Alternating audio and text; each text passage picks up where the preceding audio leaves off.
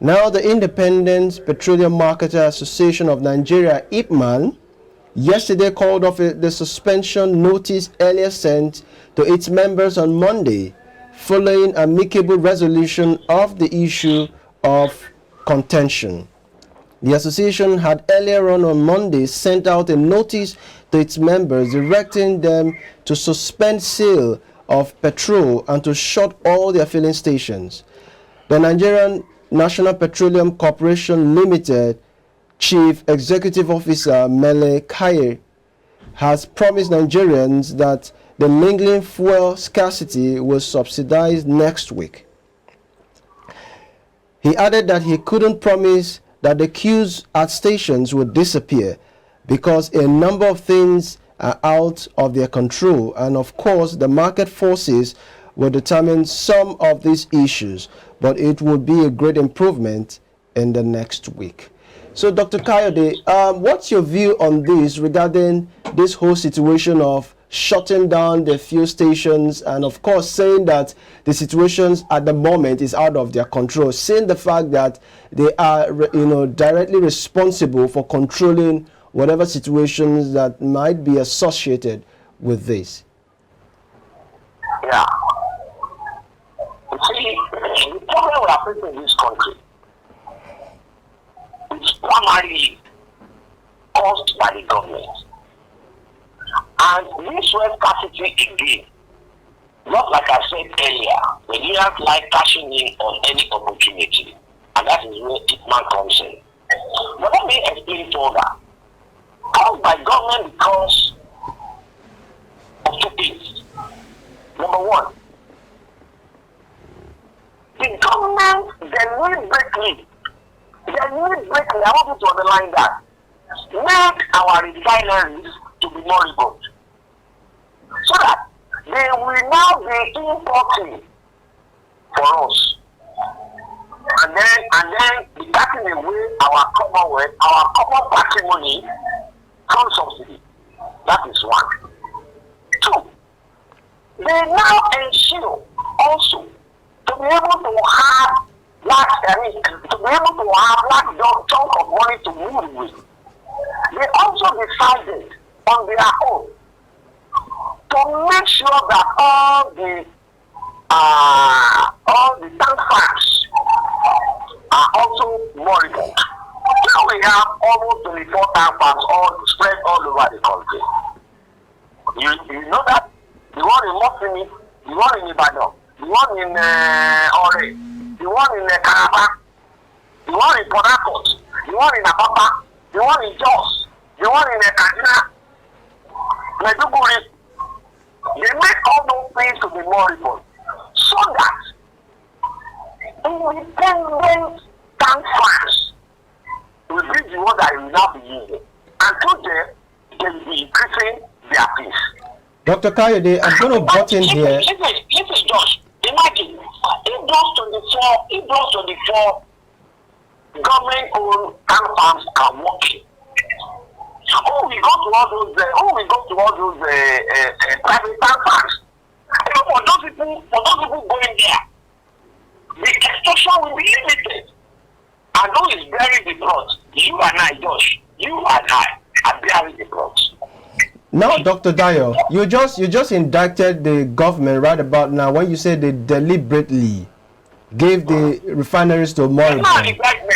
How much can you substantiate that? Because this is like an indictment. More like saying that they deliberately sabotage the effort. Yeah, I will substantiate that for you. Please do. I will. Because you're on national TV. So I will. Just listen.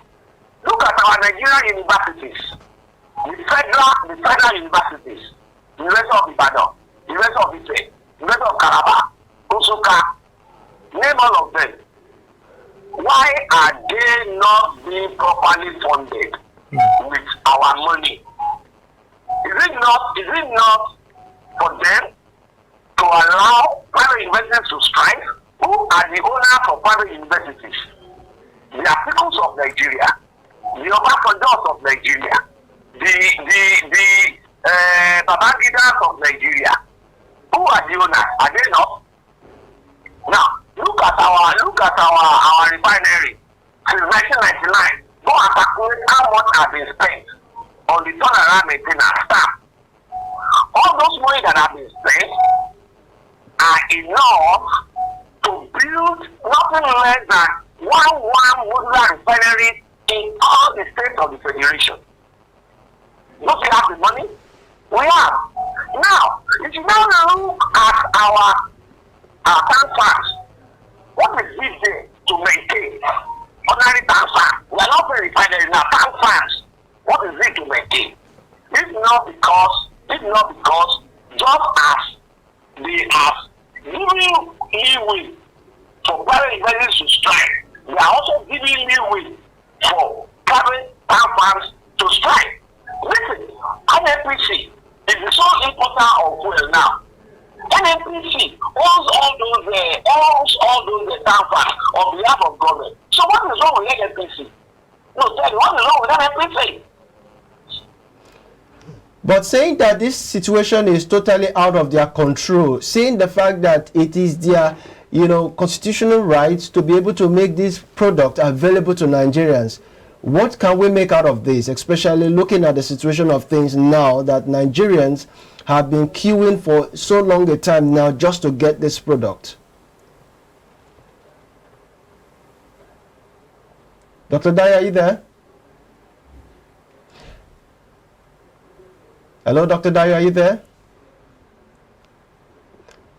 Wow, I think we lost him in a second. Yeah. Now, looking at the situation Dr. Daya just painted, it looks like this whole situation was masterminded. Was directly masterminded because they really wanted individuals who own this moribund, these tank farms scattered all over the place, to really benefit from this. Yeah. Like looking at what he also said earlier on, Nigerians like to take advantage of a situation. They're opportunists. So you mean that this fuel, scarcity was deliberately done so that some certain individuals could benefit from it? Is that what he's saying? Well, if we go by what he has said, that's exactly what it meant.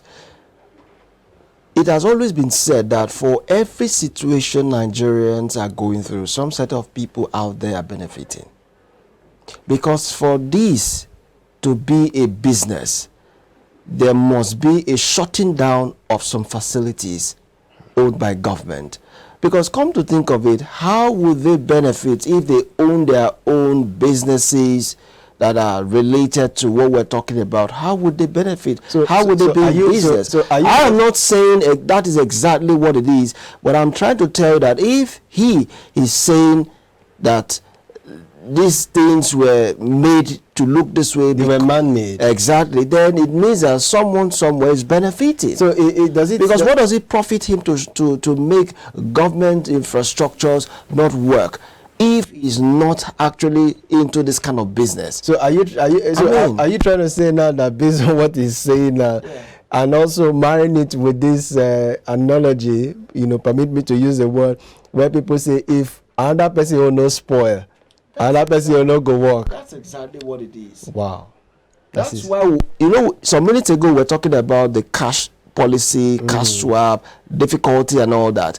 It's benefiting a lot of people. It's benefiting bank officials. It's benefiting those who are, money changers and, money agents who are on the streets, on the road, trying to do business, relating to all of this. So when there is a situations like this, or when there are situations like this, some certain people out there are heavily benefiting from it. We must not rule out that fact. If not, they will be very, very interested and quick enough to bring a solution to this problem. After all, this problem has been lingering for so long.